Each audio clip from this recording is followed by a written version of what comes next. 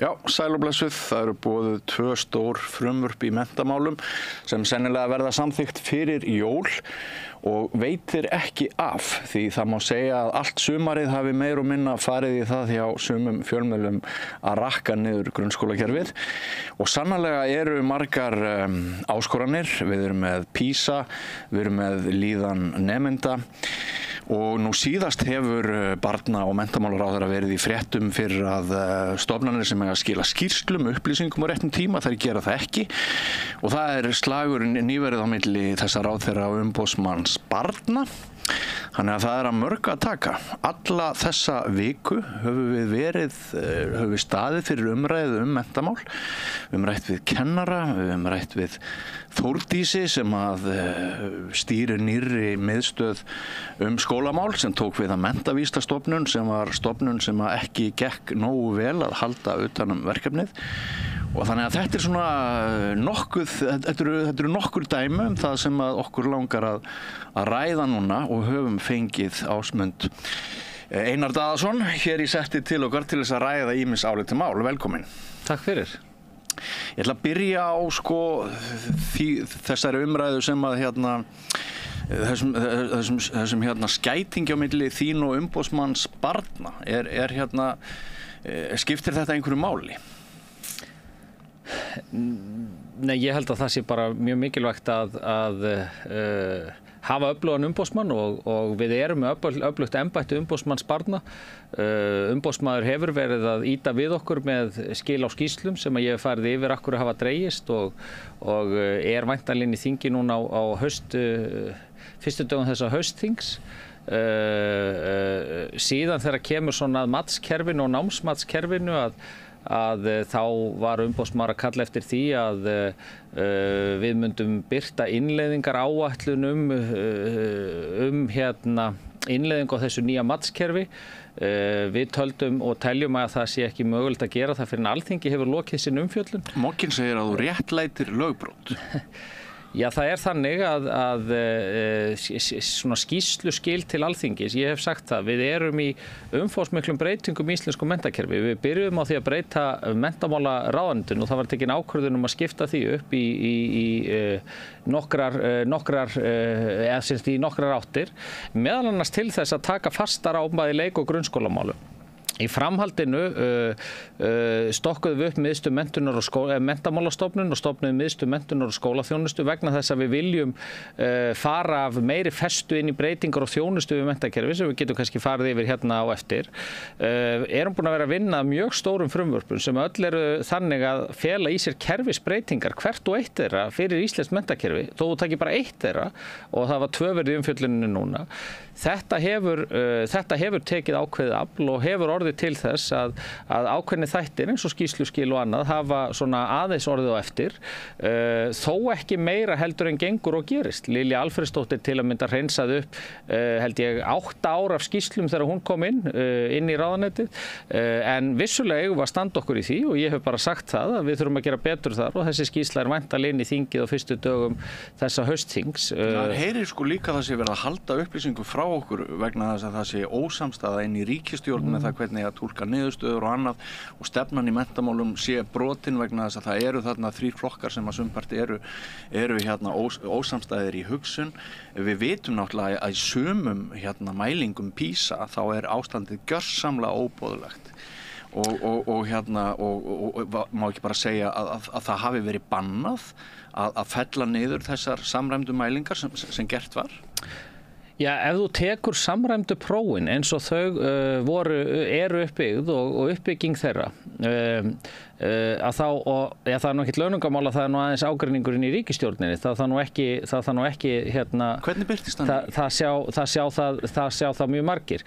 Já, ég held að hann hafi einna helst birst þegar kemur að menntamálunum, þá var hann einna helst birst í því sem lítur að gjaldfrelsi og jöfnuði nemenda til þess að sækja nám. En vilja hægri menn í ríkisstjórninni einkavæða grunnskóla? Nei, þegar við höfum séð Háskólaráðherra sem er sjálfstæðiskona, hún var að fella niður skólagjöld í einkaskóla.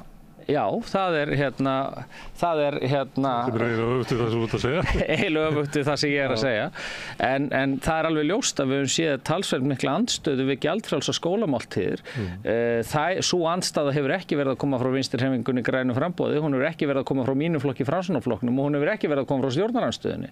Hún hefur verið að koma frá Sjálfstæðisflokknum og andstöðu við það og ég hef bara verið algjörlega skýr með það að mín afstaða í þessu er mjög skýr. Ég var ofboðslega ánægður og átti raunar fundi með stéttarfélögunum fyrir 1,5 eða 2 árum síðan þar sem ég hvatti þau til þess að taka málefni barna upp á sína arma, leggja áherslu á málefni barna í sínum málflutningi, þess að fátt væri til lengri tíma meiri jöfnuður í heldur en ef þú getur jafna stöðu barna í íslensku samfélagi vegna þess að þá ert að skapa jöfnuð til lengri tíma og þess vegna var ég ofboðslega ánægður að sjá að verkalýðshreyfingin tók þetta mál upp á sína arma vegna þess að þetta er réttindamál, það er að segja gjaldfrjálsar skólamáltíðir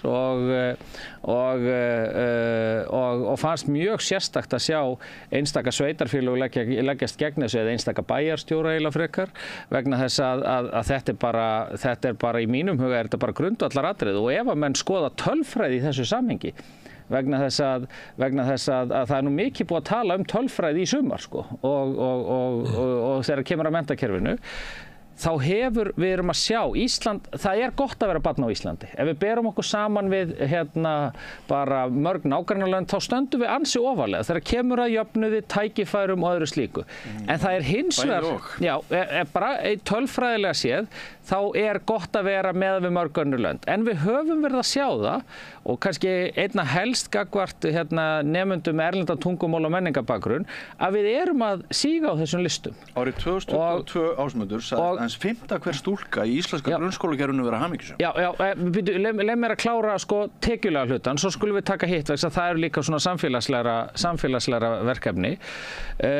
Síðan sjáum við í umræddu PISA sem hefur verið mikið í umfjöllun líka að Ísland og Finnland hafa staðið framar öðrum Norðurlöndum þegar kemur að því að skoða árangur úr menntakerfinu að þá hefur félagslegur bakgrunnur ekki haft eins mikil áhrif á árangur í menntakerfi eins og í hinum löndunum. En það hefur versnað til okkur.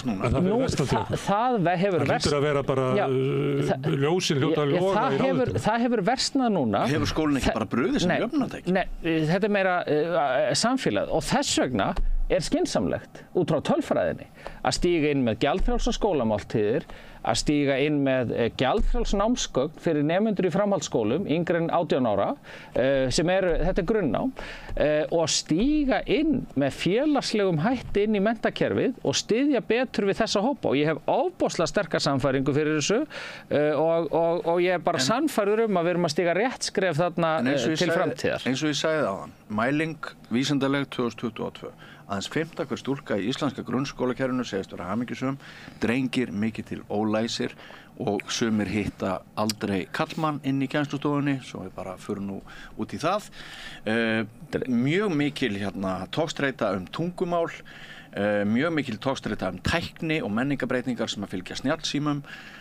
Við foreldrarnir litlu skárri heima hangandi í okkar skugga yfir okkar ráftækjum, allir sambandslausir. Þetta er svolítið svo mynd sem að við höfum verið að draga upp síðustu misseri og þegar kemur ofan á þetta gjörsamlega óviðunandi árangur í PISA þótt þú munir núna segja að munurinn á Íslandi og öðrum löndum sé að öll íslensk börn taki þátt í PISA en það sé ekki. Nei, ég mun ekki segja það sko.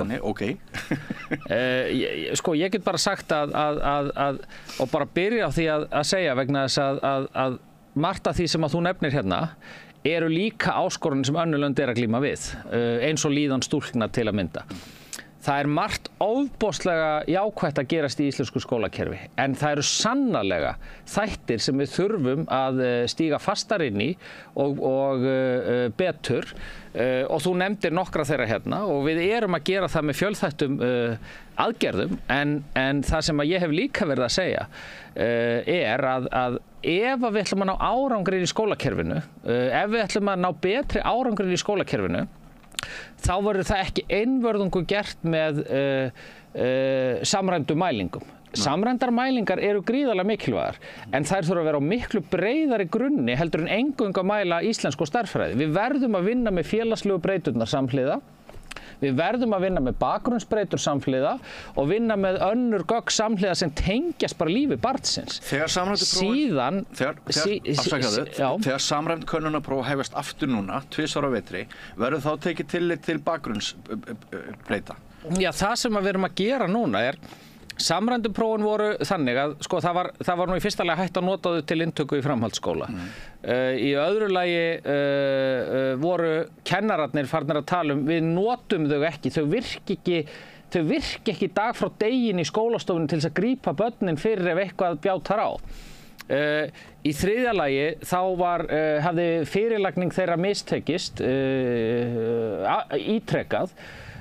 Þannig að fyrirlá að við ætluðum okkur að fara í matskerfi sem að ég heyrði að Ragnar Þór var meðal hans útskýra og ég held að Þórdís Jóna hafi líka farið aðeins yfir sem miðar að því að geta jafnt og þétt inn í skólastofunni gripið einstaklinginn fyrr þannig að kennarunum finnist gagn að því að nota það. Lesfimiprófin sem að nú eru þegar í notkun og byggja þessari matsferilshugsun það milli 90 og 100% notkun á því í dag. Það ekki skylda. Vitið af hverju það er? Það vegna þess að það nýtist inn í skólastofunni. Það nýtist dag frá degi sem verkfæri inn í skólastofunni. Við ætlum okkur að byggja ofan á þetta en setja síðan ákveðna skyldu inn á próf sem á að taka gildi á næsta skólaári ef þetta frumvarp er samþykkt. Þar sem að verður hægt að mæla, þar sem að verður gerð krafa allir taki þátt til þess að fá þessa samræmdu mælingu á skólakerfið. En á sama tíma erum við að vinna þetta með skólakerfinu sjálfu þannig að verkfæri nýtist dag frá degi. Við viljum að börnin, ég vil að dóttir mín, ef eitthvað bjátar á, að kennarinn hafi verkfæri til þess að sjá það fyrr heldur en bara með einhverju samræmdu prófi og mælingum á skólanum seinna meir. Til þess að bæta síðan ofan á þetta að þá sem að skiptir mjög miklu máli líka að samhliða þessu erum við að byggja upp nemendagagnagrunn. Fyrsta skipti og við reiknum með því að hann verði tekinn í notkun núna, það bara verið að prófa hann og taka hann prófa núna í október og nóvember og verða innleiðan strax í byrjun nýs árs í öllum skólum. Það verður í fyrsta sinn í íslensku samfélagi sem við höfum allar upplýsingar alla nemendur á einum stað. Og geta þegar þeir flytja sig á milli skóla, geta milli skólastiga úr grunnskóla yfir í framhaldsskóla, að þá hægt að láta upplýsingarnar fylgja. Síðan munum við tengja þennan prófagrunn inn í þennan nemendagagnagrunn og þá fáum við tækifæri til þess að gera það sem þú varst að spyrja áðan, sem að tengja þessar félagslegu breytur saman. Reyna að fá heildarmynd af stöðu barnsins. Vegna þess að ég hef líka sagt, það skiptir máli vegna þess að hvaða aðrar bakgrunnsbreytur ráða þarna för. Hvaða eru skólar sem að skora hátt á PISA? Eru þeir endilega góðir í því að kenna börnum erlenda tungumál og menningabakgrunn? Hvaða skólar eru bestir í því og með hvaða hætt? Og þá þarf þetta að hafa félagslegu breyturna til þess að átta þig á þessu og þetta bara svo mikil grundvallar breyting á því hvernig við erum að mæla skólastarf að þetta bara svona eins og að líkja saman ég veit ekki hverju vegna þess að tækifærin í þessu nýja kerfi svo margfalt meiri og þetta bara handa við hornið og ný stofnun Miðstöð menntunar og skólaþjónustu sem að tók bara til starfa 1. apríl og það á grunni gamallar stofnunar. Jú, en helming starfsmanna gömlu stofnunar. Hárrétt, en með breytt hlutverk. Bæði með það hlutverk að vera þjónustustofnun fyrst og fremst, þjónusta íslenskt skólakerfi, halla sér í áttina því og vinna með þeim að breytingum. Vegna þess að drottinn minn dýri, það mjög oft sem að við höfum setið og sagt ég ætla að breyta þessu og það á að gerast á morgun. En hver ætlar svo að fara út á feltið og gera það, sko? Skólakerfið, það mikla samfélagsbreytingar í gangi og skólakerfið þarf að aðlagast breyttu samfélagi og að sömuleyti held ég að allir séu sammála því að það hefði átt að geta gerst betur. Og þá kannski spurningin af hverju gerir það ekki hraðar? Það vegna þess að skólakerfið okkar hefur ekki bara endursköpunarkraft inn í sér? Það vegna þess að það vanfjármagnað? Það vegna þess að orkan í yfirstjórninni í menntamálaráðuneytinu fór í það að vera eins og varst eiginlega í að núna síður að vera að finna einhverjar svona snjalla lausnir í hverju skipti? Stundum hvarta skólafólk yfir því að það alltaf verið að breyta stefnuna. Mér sagt að OECD hafi einhvern tímann komið hingað og sagt vil ekki bara halda ykkur við ykkur eina stefnu. Við erum alltaf vegna þess að sumuleyti þá menntamálaumræðan notuð í einhver svona pólitískum tilgangi í þessum að menn að skora. Menntamálaráðherrar komu alltaf að kynna einhverja nýja lausnir eins og þú veit kannski að gera, en allir sem voru undar gerðu það líka, voru með alls konar trikks sem átti að auka lestrarhæfni drengja og alls konar trikks sem átti að vera. Þegar þú horfir á þetta, þú ert búin að vera yfir þessu þó nokkuð tíma, vandinn sá að kerfið okkar, stofnunin, skólakerfið, veikt og hefur ekki svona endursköpunarmöguleika og mætti afbreytu samfélagi. Þetta bara vanfjármagnað eða yfirstjórnin hefur verið bara fókuslaus og það bara menningarstríð í gangi hvernig við höfum að horfa á menntun. Þegar þú ert að verja það hvernig við höfum að mæla menntunina með því að mæla ýmisla þætti, þá ertu að svara þeim sem að vilja bara mæla námsárangur og vilja helst bara taka A-bekk og B-bekk og tossabekk upp. Þannig að það sé eina leiðin til þess að reka skólakerfi. Hvar leikur vandinn? Kerfið okkar veikt? Geta kennararnir ekki fundið lausnina og skólastjórnendur? Vantar bara peninga þarna inn eða hefur yfirstjórnin verið upptekin í einhverju menningarstríði? Þessi langa spurning býður nú upp alveg svakalega langt svar. Bara í fyrsta lagi vil ég segja að ég held að við séum núna það tvennt sem ég langar að taka út úr þessu núna til þess að byrja með. Í fyrsta lagi það að við erum að vinna eftir langtíma hugsun og langtíma plani núna. En það hefur ekki verið? Ekki kannski nægilega mikið. Það held ég að sé grundvallaratriði til þess að koma inn á.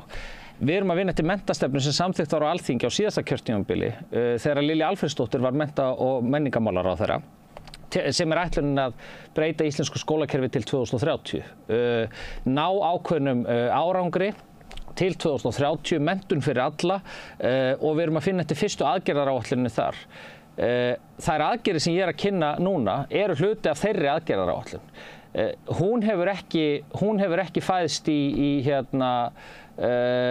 huga ráðherran sem hér eins og sér, vegna þess að ef þú ætlar að breyta skólakerfi þá megum við ekki gera það þannig að við hver ráðherraskipti þá ætlum við að taka uppbeygju og gera allt öðruvísi á morgun heldur en við gerðum í dag. Eins og að mörguleyti hefur verið. Þú nefndir aðan viðtalið við Ragnar Þór Pétursson sem við tókum í síðustu viku. Hann fór til dæmis yfir það hvernig Illugi Gunnarsson hafði bara skilið eftir sig blóðslóð og tekið það út úr kerfinu að skólabörn við erum að kenna þeim að vera góðar manneskjur. Hann sagði í raun að áherslan í seinni tíð væri öll á það að þau yrðu góður mannauður fyrir fyrirtækin þegar þau útskrifuðust úr grunnskólanum. Já, en það þetta tvíþætta hlutverk menntakerfis. Ég tek það eins og eftir, sko. Það þannig að við erum í langtímavinnu við breytingar sem eru búin að koma ótrúlega fjöldi að. Við höfum verið að tala um að kennararnir hrökklist og þeir vilja meiri þjónustu til þess að takast á við fjölbreytta nemendahópa og svo framvegis. Við erum með risastórt frumvarp sem ætlum að koma með í október inn í þingið, október kannski nóvember, sem búið að vinnast núna í 2 ár, sem miðar að þeir mynda heildstæða skólaþjónustu inn í skólanum. Hvað ytri þjónustu þurfa skólar þvert á skólastig, leik, grunn og framhaldsskóli. En af hverju ekki setja 2 kennara inn í kennslustofuna? Þetta eitt af því sem rammar það inn. Það eru bara ákveðin viðmið það hvernig skólinn á að taka á þessum þáttum. Og fyrirgeðum að þegar skólaánaðgreining var tekin upp, af hverju var þá ekki auka mannafli og auka peningar? Ég enn að svara spurningunni löngu frá Guðrari Smára. Síðan hitt sem að mér hefur fundist okkur skorta í þessum málum og menntastefnan var svolítið nýjungið í hvernig hún nálgaðist það. Það að vinna miklu þéttar saman, ólíkir aðilar af þessu. Menntamálaráðuneytið hefur ekki verið með mikið starfsfólki sem hefur verið að sinna leik- og grunnskólastiginu. Af hverju? Vegna þess að það bara hjá sveitarfélögunum. Við höfum haldið utan próf og ytra mat og eitthvað slíkt. En hvað erum við að gera núna? Með samtali við myndun menntastefnunar þá miklu meiri samvinna núna milli ríkis, sveitarfélaga, kennarasambands, heimilis og skóla, háskólans og háskólana að aðgerðunum. Við erum að stofna þessa stofnun saman. Við erum að taka ákvörðun saman að búa til nemendagagnagrunn sem á að halda utan um nemendurnar, alveg sama hvort er í leik- og grunnskóla sem hjá sveitarfélögunum eða hjá ríkinu sem hjá framhaldsskóla. Þannig er þetta leiðrétta aðgerð sem að Björn Bjarnason gerði á síðustu öld að flytja grunnskólana til sveitarfélagana en halda eftir samt menntastefnunni hjá ríkinu og þú ert að segja að menntamálaráðuneytið var bara ekki undirbúið að halda utan um þetta. Það var ekkert samkomulag hvernig ætti að gera þetta og þú ert að leiðrétta þetta núna 25 árum seinna. Já, þegar að grunnskólinn fór frá ríkinu til sveitarfélagana að þá rofnaði ákveðin samvinnutaug þarna á milli og það hefur, og kannski hefur það haft einna mestu afleiðingarnar í dreifbýlinu vegna þess að við vorum með fræðsluumdæmi og fræðslusvæði sem var ákveðin svona samvinnu vettvangur milli ríkis og sveitarfélaga þegar kom að skólastarfi. Síðan fór það líka og eftir það hefur þetta verið svona dálítið frjálst allt. Með þessari samvinnu þá okkur að gefast tækifæri til að gera þetta. Annað verkefni, ekki bara nemendagagnagrunnurinn, það að við erum núna í samstarfi við Reykjavíkurborg og fleiri sveitarfélög komið með verkefni þar sem við ætlum að fara að samhæfa móttöku barna með erlendan tungumál og menningabakgrunn. Eitthvað sem ég held að allir í íslenskri pólitík og þeir sem að fylgjast með samfélagsumræðu vilja gera og vita að það þarf að gera betur þar. Þangað til að það þarf að borga. Og ég er algjörlega sammálaður í því. Það þarf miklu, við erum nú með fjármun inn í það núna sem en gerist allt of seint. Já, ég get alveg verið sammálaður í því. Það dæmis að hann tók af með að setja grunnskólana út í sveitarfélögin, það hefur ekki verið klárað eitthvað svona stjórnsýslulegt kerfi til þess að halda utan um það, 25 ára síðan og rúmlega það. Skólan aðgreiningar, það er ekki peninga til þess að uppfylla það. Þetta eru stefnur sem eru fjármagnaðar, leiða til þess að inn í skólastofunar eru í hálfgerðu upplausn. Já, en leið kennararnir óánægðir, nemendur óánægðir, foreldrarnir óánægðir. Leið og við náum að auka samstarf og samvinnu milli aðila, þá fáum við líka betri heildarsýn yfir það hvað er að virka og hvað ekki og það á líka við nýtingu fjármuna inn í kerfinu vegna þess að það eru fáir sem að vilja meira fá verkfæri sem virka heldur en kennararnir sem maður hittir á kaffistofunum.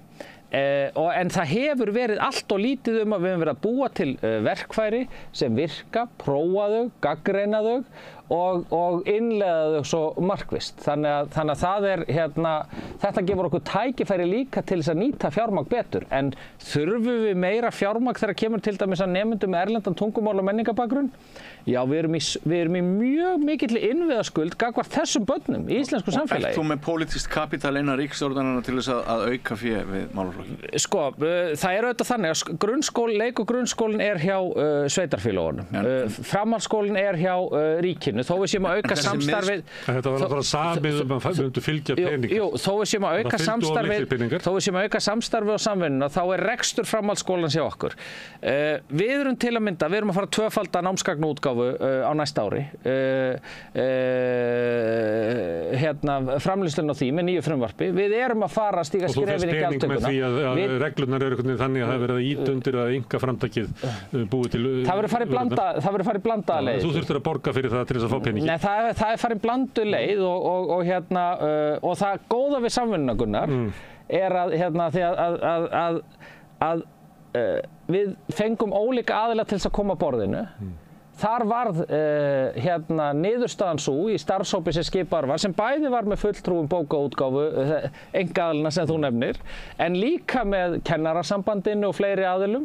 Og niðurstaðan varð svo að fara þessa blönduðu leið en jafnframt að stíga gjaldfrelsið inn í námsgögnin, af því að það er líka þar, og þar eru við kannski aðeins ósammála, að mín lífsýn er svo að ef að við fáum ólíka aðila til þess að vinna saman, þá er blöndu leið oft á tíðum svo sem skilar okkur bestri niðurstöðu. En þú fær peninga í þetta frá Sjálfstæðisflokknum með því að einkageiring komið Sigur Ingi er nú fjármálaráðherra núna. Já, en þú fær það ekki í að bæta tungumálakunnáttu innflytjenda, af því að einkaframtaki getur ekki greitt á því.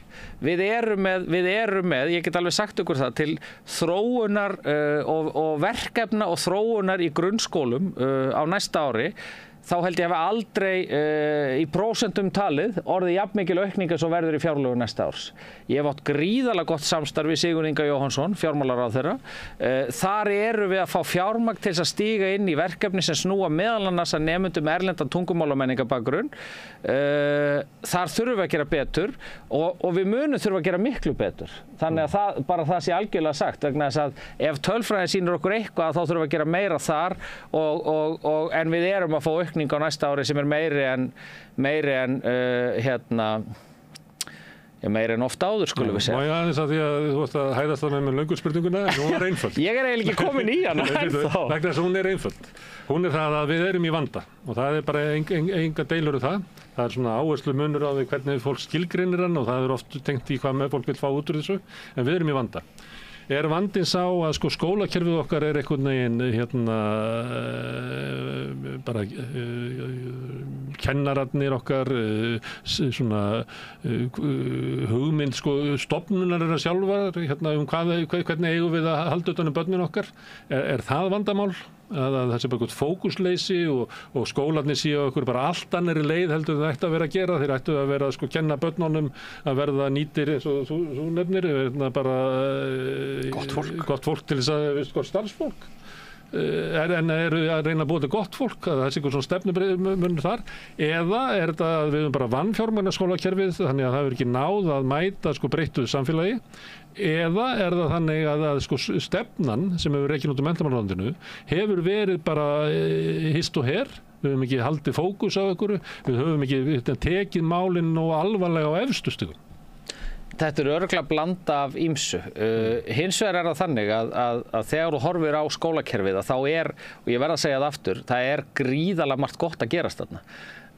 Við erum að búa til oft á tíðum einstaklinga sem er að gera það alveg ótrúlega gott og er að byggja þetta samfélag og halda því uppi og skapa hér verðmæti og tónlist og menningu og svona getur áfram talið. En í okkar hljómar þetta pínu eins og þú sért að segja aðgerðin var góð en sjúklingurinn, aðgerðin hefnaðist vel en sjúklingurinn dó. En það eru atriði sem við þurfum að laga. Það er ekki eitthvað eitt svar eða einhver ein aðgerð sem mun koma inn á borðið og verði til þess fallin að segja bara, heyrðu, ef við bara gerum þetta, þá verður samfélagið gott. En síðan eru alltaf svona innri átök á milli þess hvað á að koma út úr skólakerfinu. Hvernig ætlum við að vinna með einstaklingana í skólakerfinu? Og líka hvernig skólakerfinu er stjórnað? Og sjálfsögðu. Og það er held ég þessi ágreiningur á milli mögulega þín og Sjálfstæðisflokksins sem að oft stillir þessu upp þannig að það er sá sem fer með fjárveitingavaldið, hann á að stýra skólunum og þess vegna verður að vera samræmt próf þannig að hann getur deilt peningunum víðar. Það er svona vantraust á að kerfið sjálft finni réttar leiðir og það þurfa að vera fjármálastjórn sem að stýri hvert kerfið fer. En þú ert með fagfólkinn í skólanum og það var nú til dæmis þannig að skólameistarinn í verslunarskólanum fór nú í viðtal í sumar, ég man nú ekki hvar, þar sem að hún hafnaði því að þau vildu fá samræmt próf inn til inntöku í verslunarskólan og talaði einmitt fyrir þessum sjónarmiðum að skólakerfið eigi að skapa tækifæri og möguleika fyrir alla. Verslunarskóli Íslands skapar tækifæri fyrir einhver ákveðna einstaklinga. Síðan viljum við viljum að allir geti notið byggt sjálfan sig upp og notið sinna hæfileika og sinnar ástríðu. Og það eru kannski aðri skólar í öðrum verkefnum. Við höfum verið í átaki til dæmis núna í eflingu verk- og starfsnáms. Erum að byggja við alla verk- og starfsnámsskóla á Íslandi að því við viljum að þeir sem að hafi áhuga, getu og þekkingu og hæfileika til þess að vinna í því að þeir geti farið í það. Þar hafa verið biðlistar eftir að komast inn í það námi. Það var ekki þannig fyrir 10 árum. Það er fráleitt í kerfið þar sem í samfélagi sem vantar innan að það sé biðröð eftir að fá að læra að vera rafvirki. Já, en fyrir 6-8 árum þá var bara engin biðlist eftir að fara í það. Það vildi engin læra þetta. það vildi enginn fara í verk- og starfsnám, enginn, þetta nú kannski alhæfing, það voru ekki biðlistar, síðan var farið í ákveðnar breytingar, hvað það snertir og Lilja Alfreðsdóttir gerði það, sem hefur valdið því að það aukning þarinn og nú erum við að fara að byggja við nánast alla verk- og starfsnámsskóla í landinu og það komið á stað og við erum búin að tryggja fjármagn í það, að því við viljum mæta þessu. Það hópur sem líklegt að hefði sótt í verslunarskólanum? Nei. Annar hópurinn verri en hinn? Nei. Hann bara að nýta sína styrkleika á þann hátt sem við viljum og þannig viljum við að skólakerfi sé og samfélagið að allir geti fundið nám við hæfi og það skiptir máli og það finnst mér hafa svona, við megum ekki horfa of þröngt á skólakerfið og það bara skilja ykkur ákveðni niðurstöðu af því það ekki verkefnið þess. Umræðan náttúrulega ekki eins svarthvít eins og stundum málað upp, hún flókin. Við erum hér í því hlutverki að reyna að spyrja því gagnrýninna spurninga. Og ég hef mjög gaman að því. Það ágætt. Þú minntist á viðtalið við Ragnar Þór Pétursson, þú hefur þá hort á það viðtal, eða hvað? Já, ég hlustaði á það. Þú hlustaðir á það og þar kom meðal annars fram að hans áhyggjur af því að þótt þessi rými til þess að kenna dygðir inn í skólanum, þá sé svona það sem að veitir lífi unglinga, barna og fullorðnu, við þurfum eitthvað inntak, við þurfum eitthvað annað en Excel-skjöl og þurrar staðreyndir. Við þurfum að hugsa stöð okkar í lífinu.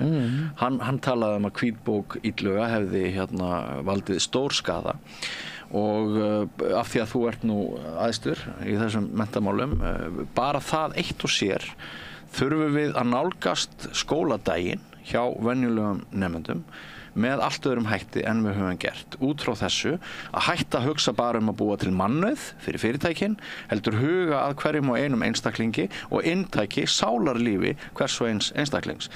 Meðal annars með vísan til þess sem við nefndum áðan með líðan barna, sérstaklega sem að stelpum líður ekki nógu vel. Skólarnir ef við förum inn á kaffistofurnir í skólanum og tölum við fagfólki þar og það bara fátt sem að mér finnst skemmtilegra heldur en að fara þar inn, eiga spjalli bara svona eins og við erum eiga hérna. Frímínútur í skólum alveg frábærar. Frímínútur í skólum frábærar og þegar þú finnur hvernig námsmat að þróast, hvernig verkefnavinnsla að þróast, hvernig skólarnir margir hverjir að brjóta upp vinnudaginn hjá börnunum með ólíkum hætti, einn skóla gera svona eða hinsegin, þá miðar þetta alltaf því að nálgast börnin á þeirra forsendum. Ég þannig styrkari leiðsögn á hálfu hins og. Já, þeirra hæfileika og við eigum að ýta undir þetta og það eitthvað sem þessi nýja miðstöð, menntunar og skólaþjónustu, fær það hlutverk að þjónusta svona breytingar, þjónusta fólk, leiðsagnarnám, þú veist, allt þetta sem allar þessar breytingar sem eru að verða, við viljum ekki keyra þetta aftur inn, við viljum ekki fara tilbaka og hugsa, heyrðu, þetta snýst bara að gera þetta eins og þetta var gert hérna fyrir 30 árum, vegna þess að krakkarnir okkar ekki þar, unga fólki ekki þar. Ég átti samtal bara við dóttur mína í gær. Ég meina, ég kynslóðin sem byrjaði að nota internetið og Google og þetta og hún var að segja mér, guð, hvað gervigreindin búin að hjálpa mér í vikunni. Og vitið það, ég ekki byrjað að nota gervigreind í því sem ég að vinna. Ég veit ekki, þið byrjaðir á því eitthvað? Nei, ég ekki byrjaðir á því. Og þú veist, þetta held ég, við verðum bara eins og risaðilur í þessu. En ég ekki viss. Já, ég verða allavega. Þau munu nota þetta dag frá degi í sínu námi. Þú veist, þannig að þetta alltaf að breytast skólastarfið og við megum alls ekki draga úr því að skólarnir fá að þróast í þessa átt og við frekar að ýta undir það. En hefur verið ómikil áhersla á börn sem einingar, hlekki í keðju fyrir atvinnulífið og svo stöndum við bara uppi með gjaldþrota samfélag þar sem engum líður vel og við höfum búið til mannauð fyrir atvinnulífið en við gleymdum öllu hinu.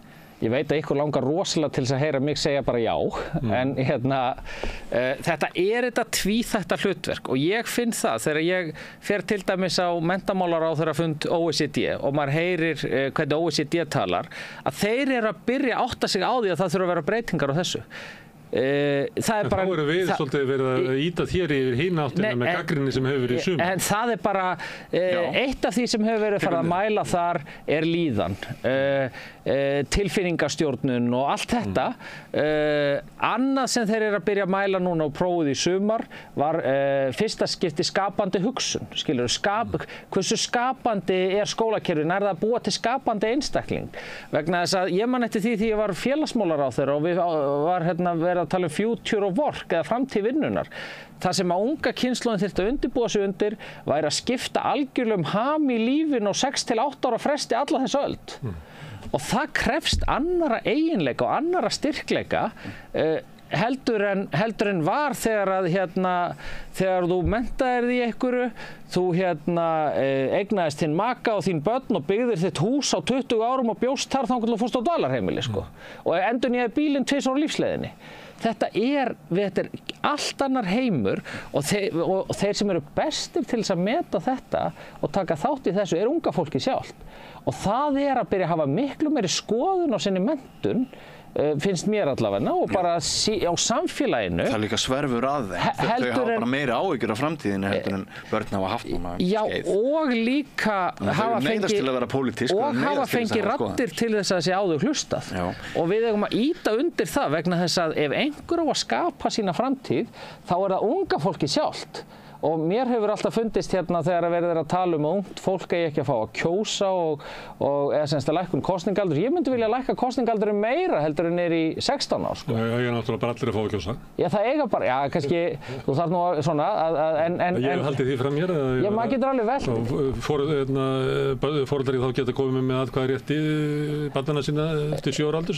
Og til dæmis í málaflokkum eins og umhverfismálum ættu atkvæði 16 ára barns að vega tvöfalt á þess að kýs 55. Nei, ég hef alveg sagt það ég lendi einu sinni umræðu í heitapottinu, ég fer í sund á hverjum degi og finnst það eitthvað það skemmtilegast sem ég geri. Fyrir utan að vera á kennarastofunum. Já, sundið það er svo gaman að sko, samfélagið er fólkið og samskipti milli fólks. Og þá var einhver að segja tala um unga fólkið þarna og það hvaða vitleysa þetta væri ungt fólk, væri læti í þessu unga fólki og það ætti ekkert að vera að lækka kosninga, þetta var einhvern tíðan í umræðum það. Og ég sagði við þennan mann, heyrðu, væri ekki bara næra að þú hættir að kjósa áttrætt, sko.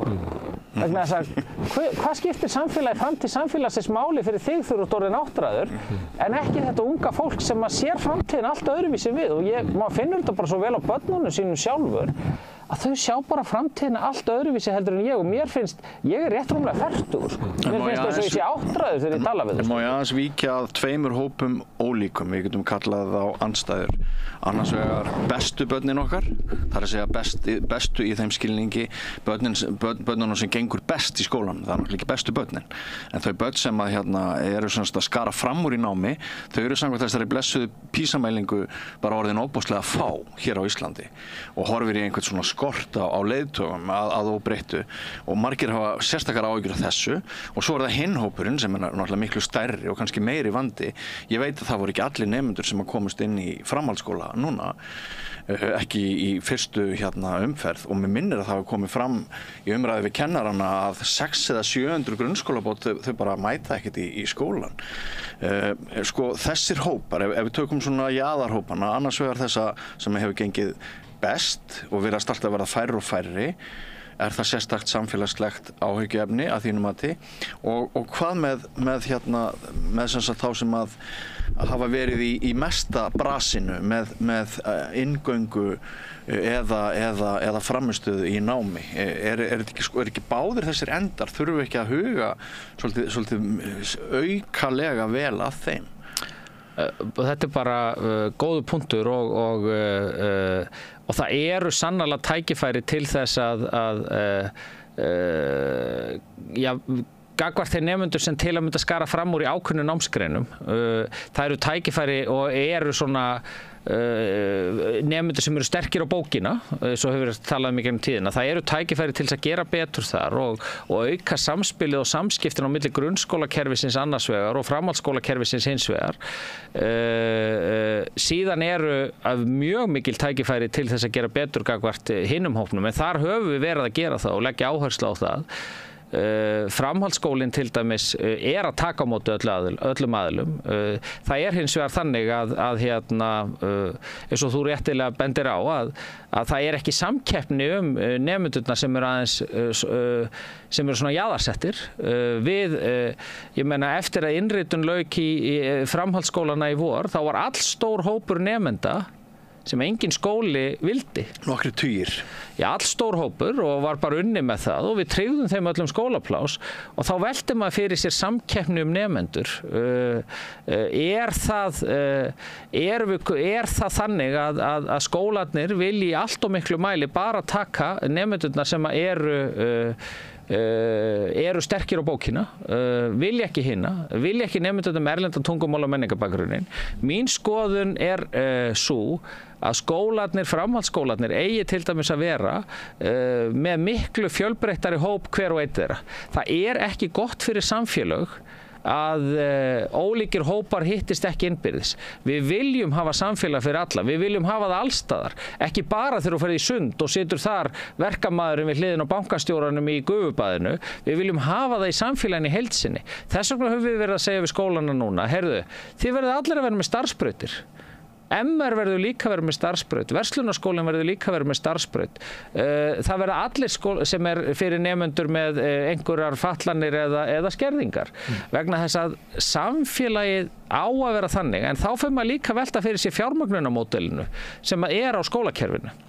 Ef að það þannig, að því að framhaldsskólinn rekinn af ríkinu, og ég hef sagt þetta við skólameistara framhaldsskólana, við munum þurfa að greiða, það verði ekki til peningar til þess að sinna þeim nemendum sem að kosta ekki aukalega að sinna. Við munum þurfa að sitja á næstu árum auki fjármagn í nemendurnar sem þarf að sinna meira. Nemendur með erlendan tungumál og menningabakgrunn, nemendur sem fara í verknám sem dýrara nám, að þú alltaf velta fyrir hvað að vera góður nemandi og vondur nemandi, sko, eða góður, þú veist, nemandi sem listasmiður og ótrúlegur í höndunum, hann ekki góður nemandi ef við búum honum aðbúna til þess. Hvert einasta barn getur orðið frábært. En það gott skólasamfélag sem fjölbreyttur og við munum í auknum mæli og útskrifa einhverja elítunemendur sem eru ófærir að lifa og starfa í lýðræðislegu samfélagi, þess að þeir hafa bara verið innan fólk sem alveg eins og það. Ja, við munum í auknum mæli þurfa að beina fjármununum okkar inn í það að styðja við, og þetta við erum að breyta núna, við erum búin að vera að vinna í því, gerum það með bæði síðasta fjármálaráðherra og núverandi, breyta reiknilíkani framhaldsskólana, þannig að það fari í auknum mæli auki fjármagn til þeirra nemenda sem þarnast aukinar aðstoðar við að nýta sína hæfileika. En skólamálin eru rampólitísk og það hefur verið núna í sumar verið mikið sótt að þér og núverandi menntastefnu frá hægri. Það hefur verið viðskiptaráð samþykkti ykkur að sína tillögur og svo Morgunblaðið verið að reka mjög massífa umfjöllun skólamál. Við höfum gert það við rauðaborðið áður og eitthvað fleira, en núna í sumar hefur það einkennst finnst og þetta gagnrýni frá hægri. Það sem hefur verið að svona ýta undir að sé eiginlega ófremdar ástand í skólunum. Við verðum að grípa til einhver aðgerða og við vitum það alveg að þetta oft notað að búa til krísuástand til þess að setja ýta undir aukna einkavæðingu, aukna markaðsvæðingur inn í skólunum. Það leiðin sem að Svíarnir fóru til dæmis fyrir 20-30 árum síðan og hefur ekki reynst þeim vel. Lítur þú á það í pólitíkinni að skólamálin geti orðið af hörkudeilumálum í pólitíkinni svona hvaða grundvallarleið ætti að fara, þá sem að mér heyrist þú vera svolítið að tala fyrir, sem svona ekkert ólíkt því sem að Ragnar Þór Pétursson hefur verið að tala hér og maður heyrir svona innan úr kennarasamfélaginu, eða að við getum ekki treyst skólakerfinu fyrir uppbyggingu skólakerfisins, heldur verðum við einhvern veginn að láta viðskiptahagsmuni eða markaðshagsmuni, láta foreldrarna fá peninga eða svona vouchers eins og gert í Svíþjóð og víðar. Þannig að við látum einhver svona markaðslögmálin byggja upp skólakerfi á sama hátt og markaðslögmálin byggja upp ísgerðir eða eitthvað með einhverjum hætti. Erum við að fara inn í þannig átaka tímabil þar sem verður deilt í grundvallaratriðum hvernig við höfum að byggja upp skólakerfið? Sko, mér finnst ofboðslega jákvætt ef að pólitískar kosningar á Íslandi myndu snúast meira börn og framtíðina. Alveg sama hvort að það er menntakerfið eða önnur kerfi sem að halda utan börnin okkar. Og lýðheilsu fólksins. Og lýðheilsu fólksins. Þetta væri krafa það væri sko aukin einkavæðing og aukin markaðsvæðing. Þetta almenna svarið. Þannig að mér hefur fundist, það fátt sem að ég myndi vilja að við ræddum meira heldur nákvæmlega þau mál sem eru búin að vera í umræðinni. Vegna þess að ég brenn fyrir þessi mál, og þá segi ég bara persónulega, vegna þess að mér finnst þetta eiga að vera þau mál sem að við erum að ræða alla daga. Mér finnst sá málaflokkur sem ég held á mennta- og barnamálin, mér finnst þetta að vera mikilvægasti málaflokkurinn fyrir framtíðina. Ef maður grípa inn í Vigdís Grímsdóttir, rithöfundur, segir að eina hlutverk okkar í lífinu sé að vera góð við börn. Já, og undirbúa þau fyrir framtíðina. Ekki samgöngumálin eða, skilur, þarna liggur grunnurinn, sko. Hitt hvort að umræður sem hafa verið í sumar eru til þess svona hugsaðar til þess að ýta undir einkavæðingu í íslensku skólakerfi.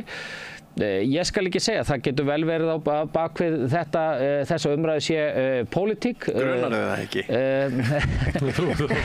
Þú ert á fættur í gær.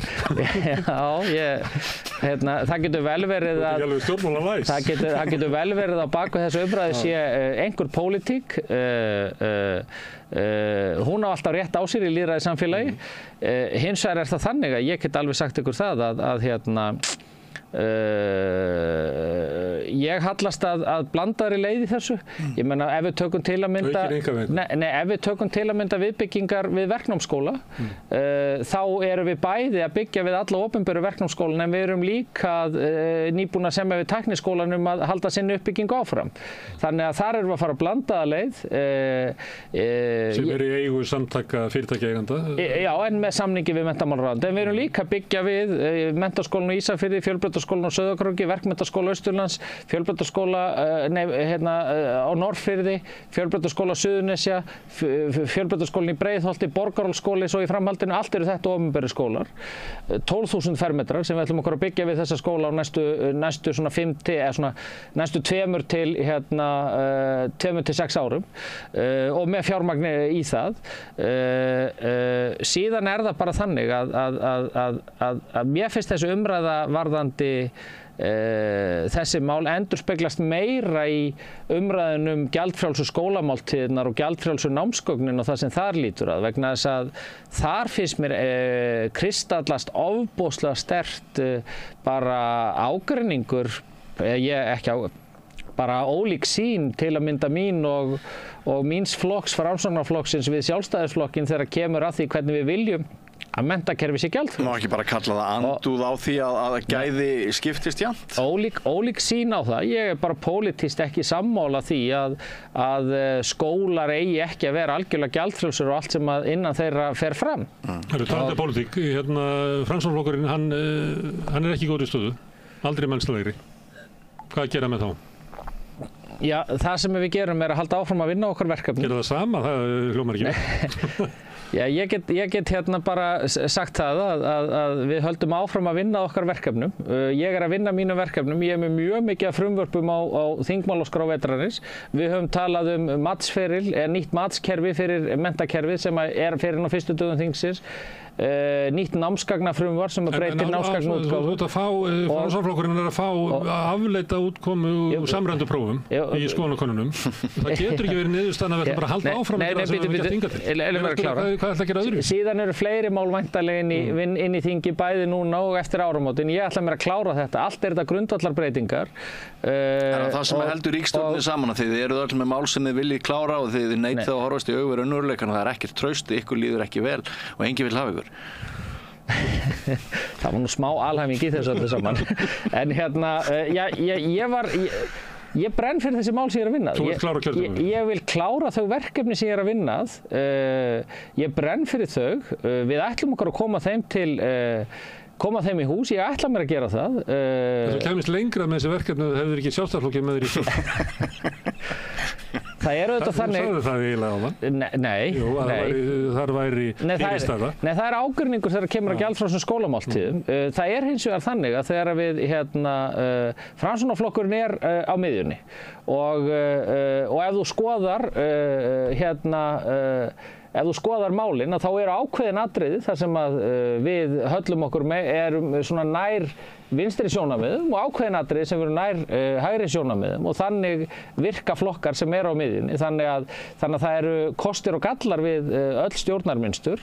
Þegar kemur að menntamálunum og þeim málefnum barna, þá hef ég nú komið þeim málum í gegn sem að ég hef verið með, bæði á síðasta kjörtímabili og núna, og stóru mál eru að koma inn núna og ég á eftir að sjá að þau verði ekki samþykkt vegna þess að það skynsamt fólk sem situr á Alþingi þessi 63. Þú vilt klára kjörtímabilið?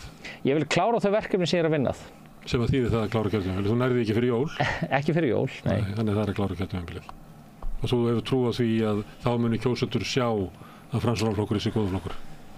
Ég hef trú á því að ef þú vinnur að verkefnunum af heilindum og heiðarleika og reynir að koma þeim áfram, að þá sé kosið þau verkefni. Það geti Björt framtíð einu sinni og hún þurrkaðist út fyrir að tekja engan einasta þingmann. Ef að ríkisstjórn nýtur ekki meiri stuðnings heldur þessi sem að slá Íslandsmet yfir að njóta lítið stuðnings. Það ekki líka heiðarlegt að segja, við erum bara mist hérna salin, við erum mist trúna við þjóðina, nú komið tíminn á þjóðinu velji sér bara nýtt þing og það þing velji sér nýja ríkisstjórn. Og það það sem gerist þegar alþingiskosningar verða og það eiga að verða í seinasta lagi eftir rúmt ár.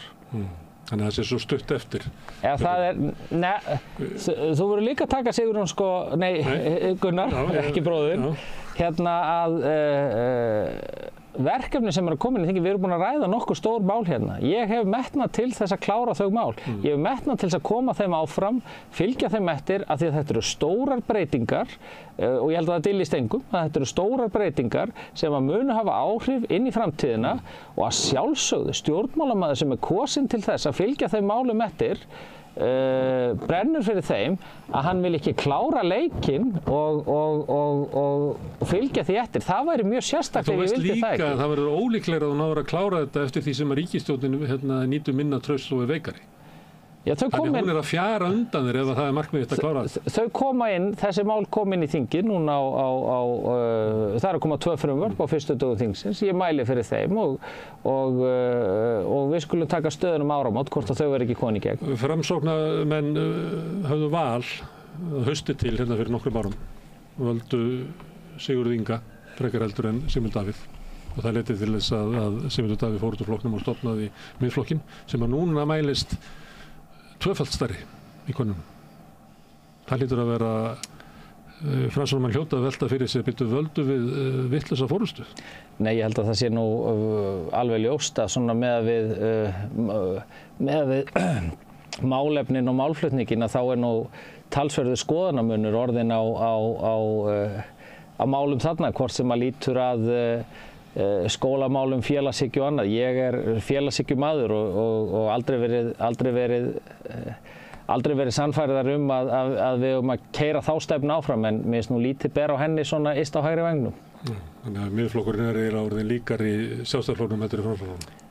Þau hafa verið að keyra dálítið hart inn í svona eiginlega hægra megin við Sjálfstæðisflokkinn í mörgum málum og það er ekki miðjan og það er ekki félagshyggju nálgun og þar liggur algjörlega mín taug og í öllum mínum verkum. Þannig að því að þú varst að tala um hvernig er erfitt að koma málum áfram,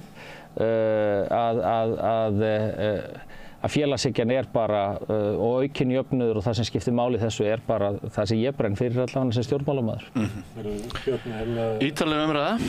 Var hún gagnleg? Ásmund vil skaman í frímínútum og hann vil skaman í minnabóttunum. Nei. Hún er að fara í svett. Já, nú er ég að fara í... Þannig við erum að sleppa honum. Já, við þurfum að sleppa honum. Ég er að fara í svett til Tolla. Kæra þakkir fyrir að koma til okkar. Takk. Og við hingurum hérna aðeins augnablik, hann Sigurjón bróður minn sem var nefndur hérna áðan, hann ætlar að koma hingað og við ætlum að reyna að ljúka þessu þætti. Þarft hann að tala borgarfulltrúa. Borgarfulltrúar Sósíalistaflokksins eru með viðtalstíma alla mánudaga klukkan 13:30 til 14:30. Það þarf ekkert að bóka tíma, endilega kíkjum við í Bólholt 6, 105 Reykjavík.